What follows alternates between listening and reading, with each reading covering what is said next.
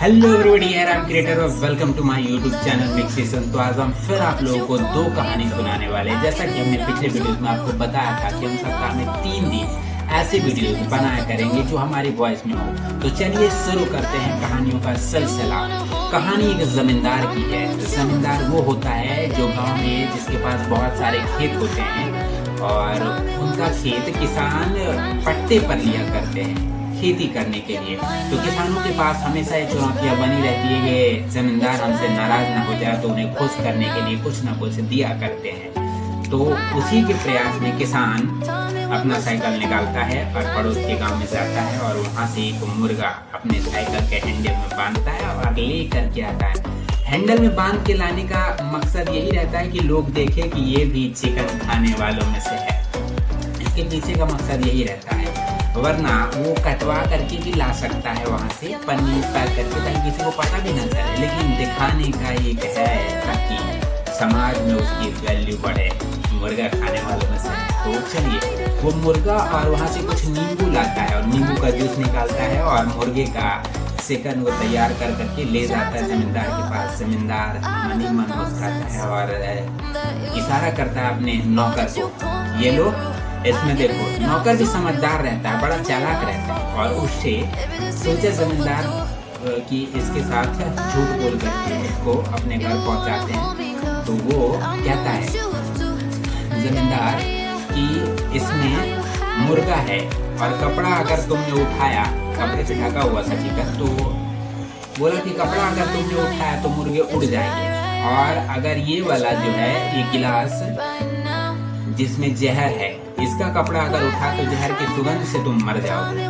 तो इसलिए ढके रहने देना, उठाना मत और घर जा करके पहुंचा दो। तो लगा ठीक है, ये तो चालाक था। ये देखा कि इसमें चिकन है, खा लिया और जूस पी करके आराम से अपने घर में जाके सो गया।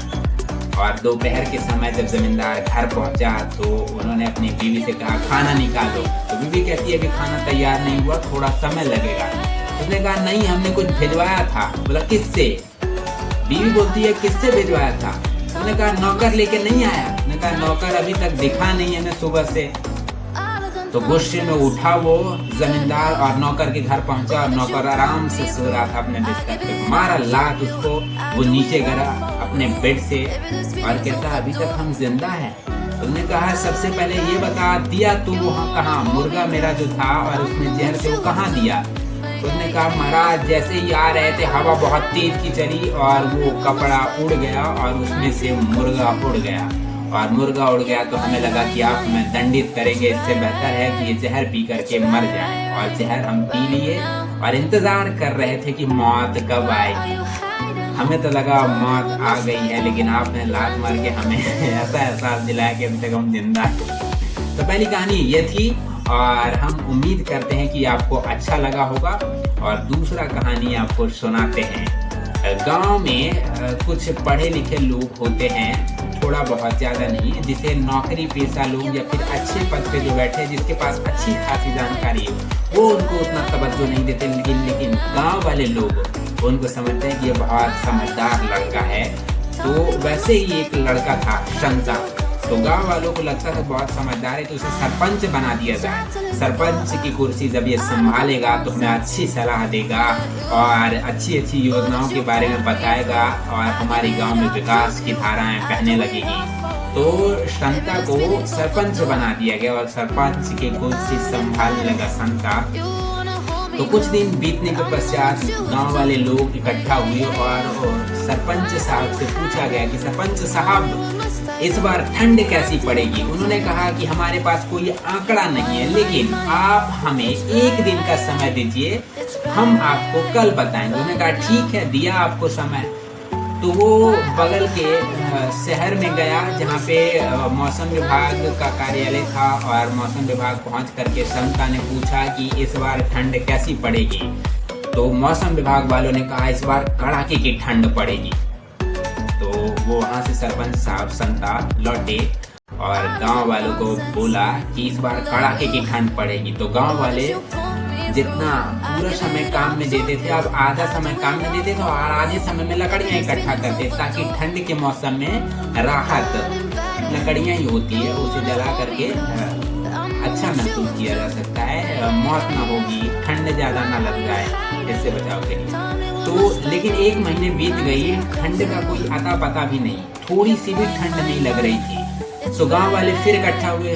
सरपंच साहब, आपने कहा था कि बहुत कड़ाके की ठंड आने वाली, अभी तो शुरू भी नहीं हुआ है, तो कैसे कड़ाके की ठंड में कह सकते हैं कि आएगी? तो उन्होंने कहा 1 दिन का और समय दीजिए, हम फिर पूछ करके आपको बताते हैं। उन्होंने कहा ठीक है, दिया। मौसम विभाग वाले के पास गया और पूछा कि भैया क्या हुआ, अभी तक कुछ हुई नहीं। बोला आप चिंता मत कीजिए, इस बार भयानक ठंड पड़ेगी। तो उसने कहा ठीक है। गांव वाले के पास आया, बोला इस बार भयानक ठंड पड़ेगी। गांव वाले आधा दिन लकड़ियां इकट्ठा करते थे, आधा दिन अपने काम में, अब ज्यादातर दिन मतलब लकड़ियां इकट्ठा करने में लगाने लगे, काम पे बहुत कम ध्यान दिया करते थे। लेकिन 15 दिन बीत गए ऐसे में ही, लेकिन कोई ठंड का नामो निशान नहीं दिखा। तो वो फिर सरपंच साहब के पास गए, बोले कि महाराज आप बोले थे, हुआ नहीं है कुछ ठंड का असर। तो उन्होंने कहा ठीक है, 1 दिन का और समय दीजिए, हम फिर जाते हैं और पूछ करके आपको बताएंगे। वो गया मौसम विभाग के पास, बोला आप चिंता मत कीजिए, ऐसी ठंड पड़ेगी कि आपके रूह कांप जाएंगे। उन्होंने कहा ठीक है।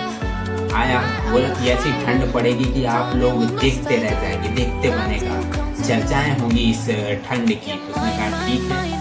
और पूरा दिन गांव वाले लकड़ियां इकट्ठा करने में जुट गए कि जब इतनी ठंड पड़ेगी तो लकड़ियों की जरूरत तो हमें पड़ेगी, तो लकड़ियां इकट्ठा की जा रही है बड़े जोर शोर से पूरा दिन। और फिर 15 दिन बीत गए, कुछ हुआ नहीं। गांव वाले उन पे भरोसा उठने लगा और आए सरपंच साहब के पास गुस्से में, आप कहे थे कि इतनी दिन से ठंडी आने वाली, बहुत जोर की, अभी तक थोड़ा सा भी नहीं आ रहा है, तो कैसे कह सकते हैं कि बहुत ज्यादा ठंड पड़ेगी? उसने कहा इस बार हम जाते हैं, हम भी उन पे गुस्सा होंगे, जैसे आप हम पे गुस्सा हो रहे हैं वैसे ही हम उन पे गुस्सा होंगे कि ये क्या मामला है। मैंने कहा ठीक है, जाइए, 1 दिन का और मौका देते हैं। मौसम विभाग पहुंचा वो सरपंच साहब, तो उसने पूछा कि भाई ये क्या कर रहे हो आप लोग, बता रहे हो हम किसी को आंकड़ा दे रहे हैं, वहाँ हमें बहुत कठिनाई झेलना पड़ रहा है, क्या हो रहा है? बोला बहुत ठंड पड़ेगी। मैंने कहा आपको कैसे पता बहुत ठंड पड़ेगी? उसने कहा कि आपको पता नहीं है कि बगल वाले गांव में जोर शोर से लकड़ियां इकट्ठा की जा रही है।